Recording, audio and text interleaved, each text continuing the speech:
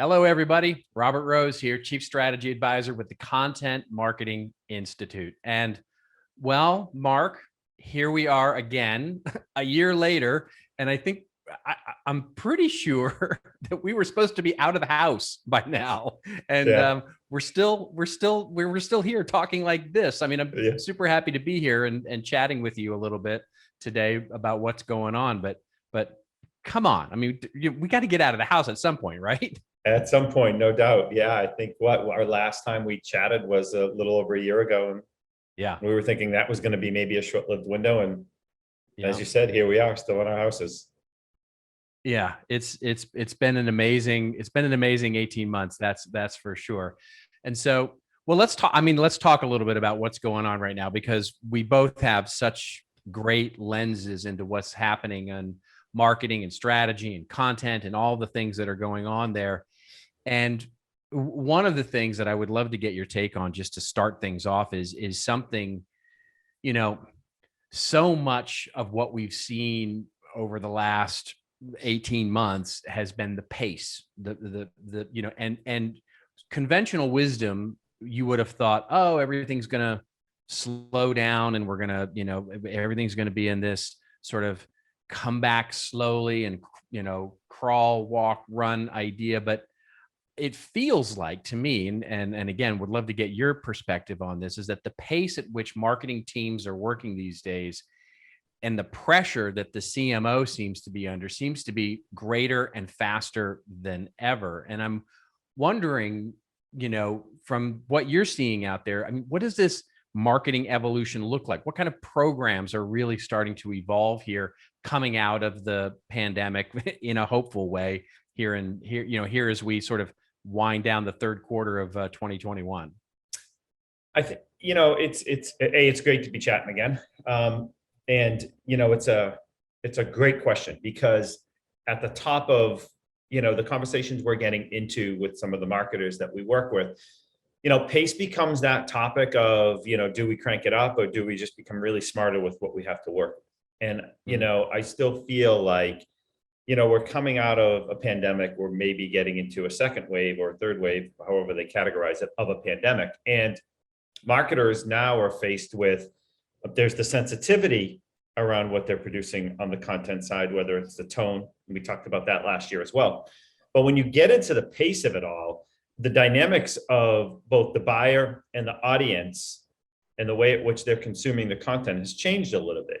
They're afforded a little bit more screen time now. They're not commuting in their car going to the office still. Like, they're able to be kind of really captured. But I'm not so sure that has slowed the pace of the marketers' kind of instinct and or ability to stay up with kind of, the revolving door of content. And to some degree, they should still try to step back here and think about things. You kind of produce a really great piece of content. How you distribute that content matters the most, based on the insights you're learning from your audience and the behaviors of your customers and now your employees. Are they consuming it over podcasts? Do they still like to kind of check out, more of your video segments? Do they have more time for long form content? Are they still scattered in a way at which they're kind of like working within their day, so they only want to consume snippets of content? So like, I'm not so sure we've seen pace slow down, Robert, and we were anticipating that was going to happen, or that should happen.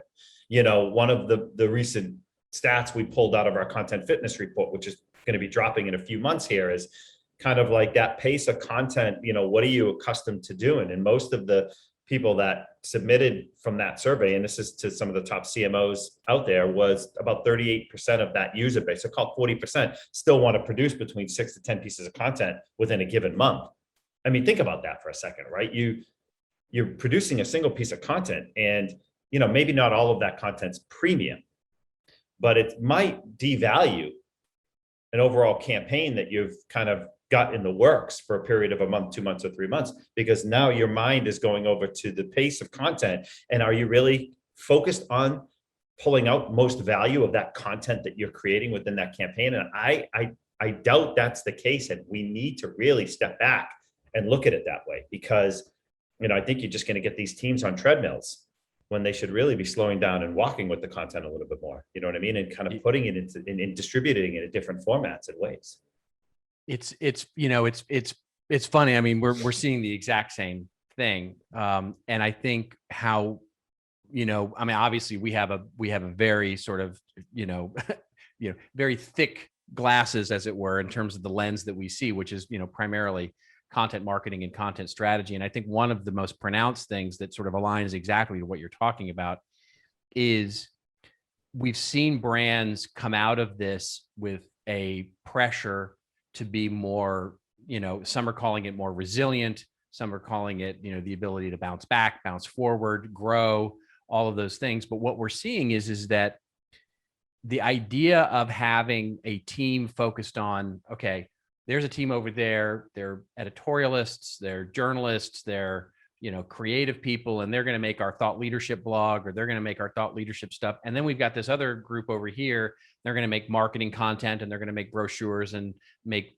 sales enablement content and all of that sort of thing, is sort of like, just exactly to your point, those two groups are being forced to merge and become a content function where we get much better coordination around and quite frankly, quality in the content that's getting created, full stop, because the pressure to get good at this and get good at it fast and be more resilient about the way that we respond to, market conditions as they continually and are much more fluid is really causing the businesses to think, okay, what we've done for so long is basically conflated this idea of, planning content with asset production. In other words, we think to ourselves, I need an email, I need a white paper, I need a web page, I need a landing page, I need this kind of thing. And okay, how are we going to produce that? And that becomes our content strategy.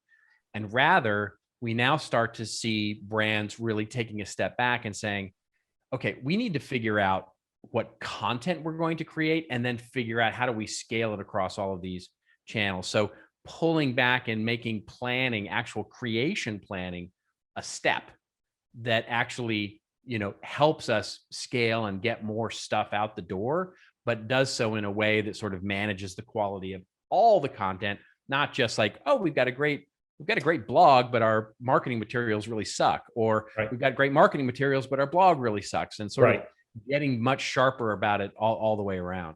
Yeah, I'll tell you, we get into a lot of conversations with marketers out there around the fact that, the narrative, the storytelling, the tweaking of the messaging and the positioning out there, how that flows over to an executive thought leadership bench, what that looks like with regards to either the product or solution team that's building, to your point, the content out there, how social's managing, the content, the style, the tone of that content across those channels. And we'll come in and they'll be like, yeah, don't worry about it. We got the content covered. Our demand gen team's doing that. We're like, okay, right. but for a quick second, integrate us into that thread, please. Like, don't keep us out of that. Just because you may not need us today for content marketing, we still need to build the story, whether it's across our earned platforms, across, if we're going to manage some of the blog content, or across social and manage some community for you, we still need access into what the creative side of that story looks like. If you're saying the demand gen team's got that covered, we need access to that. We need to come together as a collaborative team to think about the concept of this campaign that can move across the channels that we're going to be responsible for. Because if it's too late and you're going to do this over here in a little bit of a silo, then all of a sudden that's going to become counterproductive to what we want to move across our channels. So I think CMOs, this goes back, Robert, to 5, 6, 7 years ago, where the CMO was challenged with all of these siloed skill sets, right? And, everybody was operating in these silos. Now they came together nicely over the last few years. I worry from a content standpoint, we may get back to that a bit more, because they're parsing out not only the skill set, but the style set of how that content needs to move out to the market. And I think there needs to be some type of bridge strategy in it to keep everybody on the same page. It's a great point, and and hopefully, our two organizations can help them sort that out.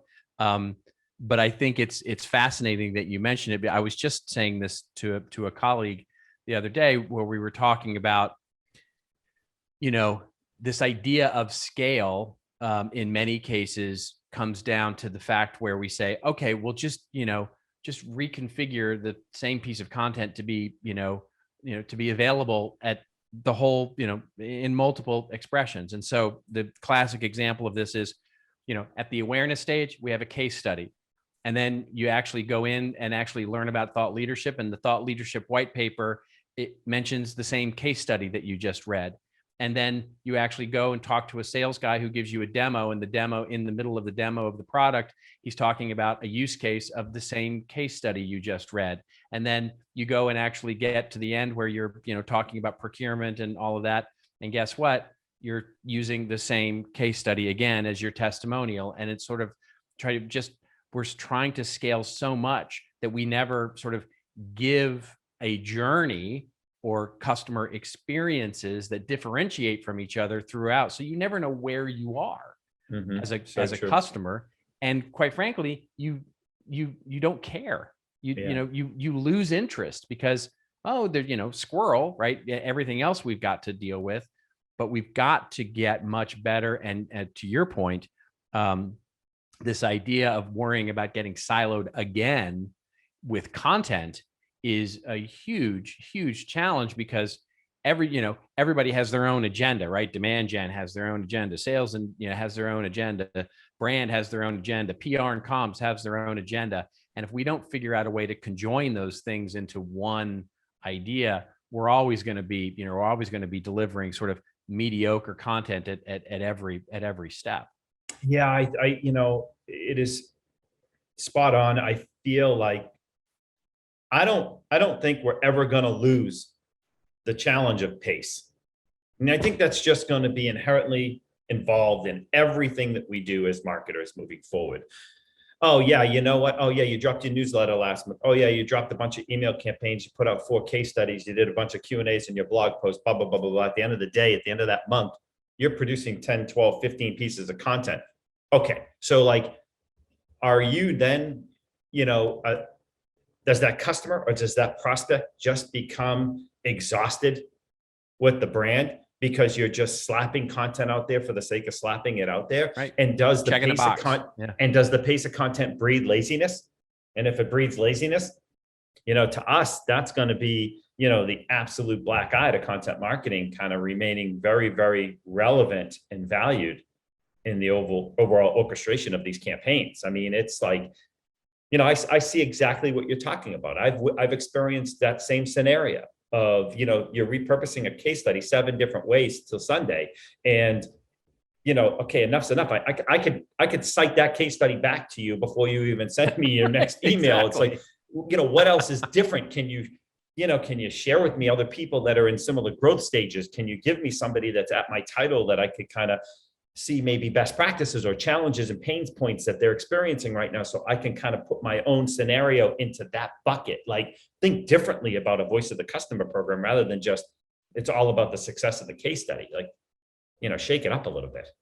Yeah, exactly. It's getting into depth, right? I mean, so you think about this idea of, our marketers simply looking at the white space, right, that they have in front of them, which might be their blog or their resource center or their, social media pages. And it's sort of this giant white space. And what are they doing with it? Are they just checking a box and saying, hey, we can construct this, this piece, and it's, it'll be fine. And it checks the box and it gets an asset out the door, and we're getting rewarded by the number of assets that we create. And we need to fill all these channels with stuff.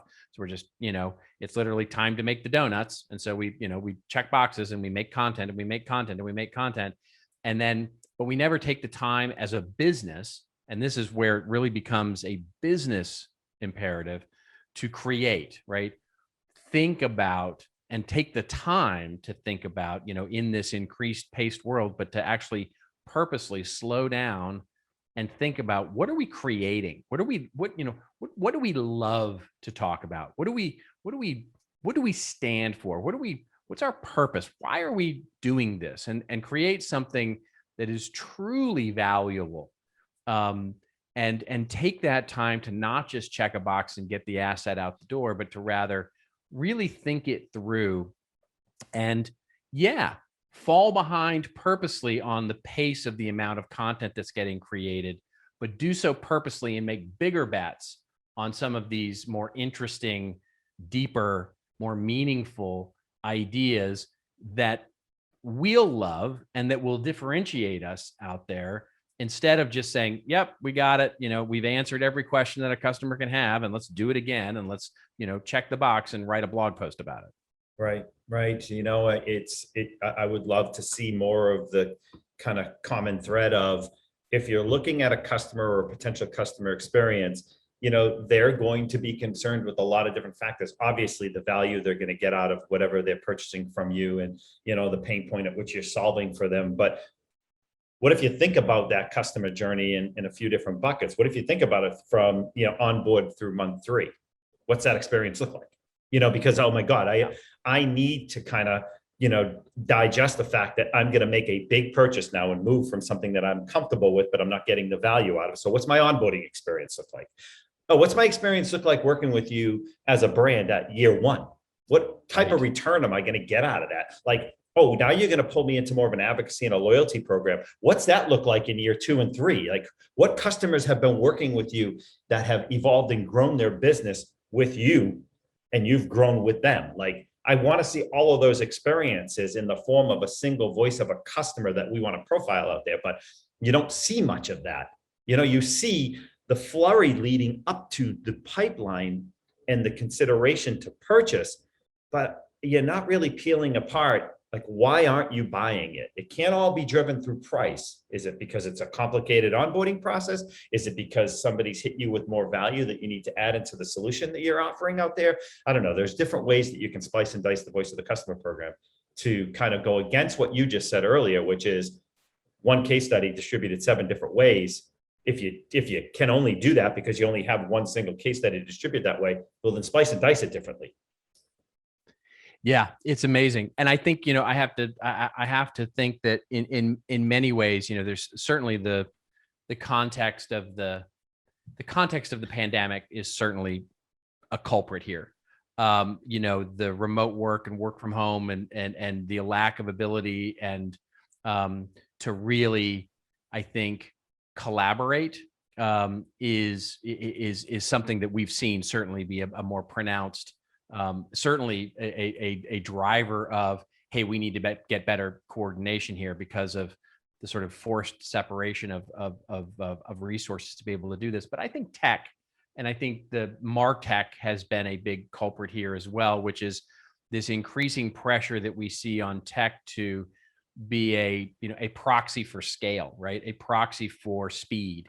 And I saw some statistic, and I can't even remember where it's from now, where it said that marketers today are spending 30% of their time at their job, either looking at new technology, implementing new technology, or learning some new technology that's been implemented. And that leads, I have to believe, to some sort of check the box attitude of saying, okay, great, fine, I can get it done, but either not leveraging the technology to which it can be leveraged because you're just trying to use it to get your job done, or 2, actually, taking time away from being creative and thinking about big ideas and just saying, it has to go into the CMS system, or it has to go into this system, or it has to go into that publishing tool.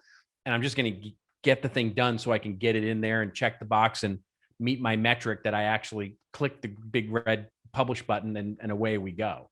Mm-hmm. Mm-hmm. Yeah, I think that, technology, although it's been wonderful for marketers, I mean, to have access and visibility into such rich, unique analytics, where we can kind of really kind of dive into, more of these journeys and these patterns that we're seeing here.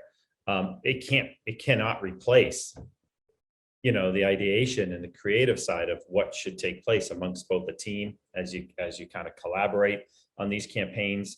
But also, more importantly, to I'm sure you as well as me, that emotional connection you have with a customer, with a prospect, and with an employee, with a potential employee working for your company, You can't replace that with technology. You just can't. I mean, I know we're all, at least we feel better this year than maybe we did the beginning of last year, kind of all of a sudden moving to Zoom and video conferencing, but you can't replace sitting around a conference room and whiteboarding and scripting out what a cool storyline and campaign is going to look like. And you all come to a fun. Now, don't get me wrong. This is here to stay. This will become an element of that physical team collaboration always. And that's okay for us. But, sometimes, the marketers out there that are emotionally connected to their most valued asset, which is either their customer and or the employee, which they're trying to communicate internal and externally too. So you see it in the vibe and in the way they communicate out there. It's not just kind of, slap a piece of content up there because you just read some analytics and you need to address the analytics. It's like, okay, why did you get from point A to point B? And why did you not come back for point C? Like have the conversation. What made you disengage here and come over to there? What drove you to a bad, just like you would do on the customer service side, what drove you to a bad customer experience? Like pick up the phone or send an email. Like I saw you kind of just, had a bad review of the product. Like, what drove you to that? Like solve the problem with them. Like don't run away from that problem, solve it with them, and then make that emotional takeaway a part of your content stream. Yeah, no kidding. I want to go back to something you talked about just a little earlier, because I think it's such an important piece of this, which is sort of the idea of community and customer advocacy being a missing piece right now. I got a little bit of a sneak peek into this. You mentioned the content fitness report of yours, which is a fantastic piece. And one of the things that struck me there was 40%, just a little over 40% actually, of the marketers that you surveyed there were looking to actually get into a new customer advocacy program in the second half of the year, which is basically up from, a little under 30%, 28% in the first half of the year. On the flip side, you only had 10% of the marketers that you reviewed were looking to implement an employee advocacy program. Speaking of the work from home and all of those different kinds of things, it matches very interestingly a data point that we found in our research, which is this idea of community, and it was about 35%. So a very close percentage of the companies that we interviewed, a similar thing. Tell me a little bit about this trend that you're seeing from your perspective and how it really matches this idea of either creating a customer community or creating that advocacy program is such an important part of the strategy. So, I mean, there's a lot wrapped up into that one. I think that the term community, marketers nowadays, when you hear the word community, you need to think about it from a customer standpoint, but you better value the employee community almost as much as the customer community. And so where we see this massive gap, Robert, in the data that we pulled was, I don't think it's any surprise that, you're seeing, marketers, double down, triple down into the advocacy on the customer side. I think they get the land and expand, the organic growth that they can pull out of that, the net new revenue they can get out of a really sound advocate on the customer side. The gap that needs to close extremely quickly here is that way you kind of put the content to the customer side, you better start doing it to the employee side. You kind of see everybody's talking about the Great Resignation. I mean, it's been a theme out there for the last 6 to 12 months. Brands are faced with employees that are burnt out from work, just want a career change, don't want to be, forced to physically come back into office. They want more of a, hybrid model or remote workforce from home. And some of these businesses just aren't set up that way, nor do they want to be, but others are being far more open to how to kind of work and kind of effectively manage a remote workforce. What comes with that as a marketer is just a different trigger of how you communicate, how you engage. So I like to use the scenario this way, Robert. From a sales standpoint, you got your funnel. You got your top of funnel, mid funnel, bottom of funnel. You got the advocacy coming out on the other end. Mirror that on the employee side. You know what I mean? Like you should be creating content that has employee experience written all over it. And it's the top of funnel recruitment, they're considering through the interview process. You've closed them as an employee now, and you're turning them into an advocate just as much to help you on the recruitment side. The balance of those two pipelines, those two funnels, put the HR team and the marketing team in lockstep, where I don't think they ever have been before. You know, we did an infographic about a year and a half ago on the convergence of the CHRO, the head of sales, and the head of marketing. And we kind of showed a lot of these statistics around why these three key functions are starting to come together a little bit quicker than maybe anticipated. And I think at the core of it is brand. You know, how you value and treat your brand impacts the way at which you sell to prospects and retain and recruit great talent to your organization. Because if you can't recruit great talent to your organization, your revenue is going to drop because you can't keep up with the productivity side because you don't have the resources to do that. Go back to the original point you made, the agility at which these teams need to be fluid in the way they create content. This is one of the classic examples. Our brands are still not recognizing the fact that you better value employee content and the internal comm side of that as much as you do with the external to the customer side of things, because you have a business problem you need to solve right now. Are you a best place to work? Great. Prop yourself up for that. But what else are you doing to show shared values there? Like, what's the purpose of your brand? You know, what type of people do they admire, they want to work for and work towards in their career? Like, how do you take that experience and roll that into a really great content? We have seen so many brands come to us this year alone on kind of managing these two massive mantelpieces, which is more of the, I need brand awareness, I need thought leadership out here, I need an employee comms program. That thought leadership program can impact that employee comms program just as much as it can to a prospect, because I want to know what my executive team stands for. I want to know what the leaders I'm going to kind of work for are all about, you know, and I'm passionate about we share same vision.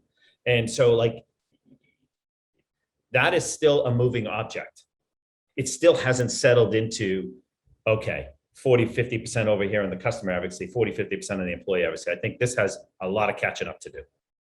Yeah, it really does. And we can see it starting to happen, right? We're starting to see a lot more, certainly as we're looking at, you know, the idea of content marketing and content strategy and becoming more coordinated, and the things that we're seeing with clients. One of the things that we're starting to see more and more and more of is, oh, by the way, HR is managing a similar process, right? You know, exactly to your point, a top of the funnel recruitment process and a retention process. And both of those kinds of programs look very similar to content marketing, you know, at the brand level, and at the retention level. And building that purpose-driven idea really begins to solve both, right? To make current employees feel like that they're working for someplace that they want to work for and that they want to stand up for and that they want to stay at. And two, making new employees feel like, wow, this is a North Star that I can really follow. And I mean, it's anecdotal given the amount of customers that we deal with on a year-to-year basis, but I'll tell you that in 2019, because let's just cut 2020 out of the picture altogether, sure. You know, right. Just call it the weirdness. Yeah. In 2019, if 8 out of 10 of the 30-ish engagements that we do every year are focused on lead generation and sales enablement and making sure that content is being used to engage the mid part of the funnel and drive better conversion rates and all of that. In 2021, I would say that same number, 8, 9 out of 10 of the 25-ish engagements that we've done to this point this year have all been about brand. All of them have been about brand. How do we establish a better brand awareness, better brand for retention, better coordination on content so that we're speaking with a consistent and coordinated pattern and a voice and something that is actually meaningful to customers. So it's anecdotal, I know, statistically irrelevant, but for me, it really points to sort of a trend there that points to exactly what you're saying. Yeah, and it's like I mean, let's just like simplify this even a step further. You are living in the age where the remote workforce and the physical workforce are going to come together and collaborate really well. Yeah. And so let's think about brand and what the brand stands for. Okay, we did in our content fitness report, we did a survey from the employee and the recruitment side of things, and where do you go, to kind of like source your next job at a specific age generationally. I think the gap was like, say, between 40 years old and above. Hit the website. Okay, 18 to 35 or 18 to 30, hit your social channels. Let's think about that for a second. Brand. If you are not reflecting a remote workforce on your website, just very simple imagery. Think about your images. You're still showing physical office locations. You're not showing the fact that you have a virtual community out there that is all welcome to come work for this brand. You are disconnected for what your brand stands for. Think about over social. You know what I mean? You think about it over social, and it's like the same thing could happen. And you don't even know you lost that recruit or that prospect because they came and hit your site and they're like, they don't stand for what I'm all about, which is work-life balance and, productivity in a remote work environment or whatever it is. And you lose right there. Like, very simple imagery from an image standpoint. Obviously the content has to be there, but and you go and you look at what some of these sites are doing, some of these brands are doing right now, and you can go to their site and they have not updated the image to show that they are a modern enterprise that is okay with remote as well as physical office locations. Yeah. Yeah, I could talk to you about this all day. It's just fascinating stuff. I mean, sort of in summary, I think we're seeing this faster pace and pressure to improve, but the tension between that and getting more meaningful and purposeful about our story is truly the balance that we have to start to strike now. Well, as always, my friend, an amazing time chatting with you and getting to talk about what's going on.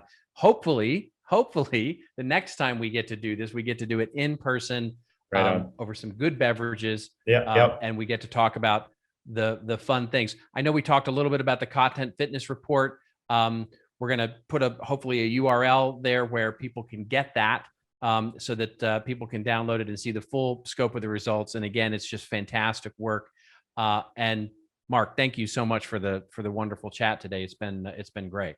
Right back at you, Robert. I really enjoyed it. As always, it's good to to catch up with you, buddy, and we'll do it in the future again. Excellent.